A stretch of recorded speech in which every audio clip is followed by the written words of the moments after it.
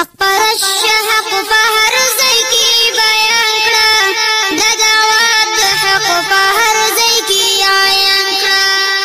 د نظم عنوان دی حق او اهل حق. شعر د محترم فضيلة الشيخ جميل الرحمن مخلص. اوازونه د ګلانو ماشومانو هر یو سهیل احمد سلفي او سعد محمدي ترتیب کوونکي عنایت درویش. حق پرش حق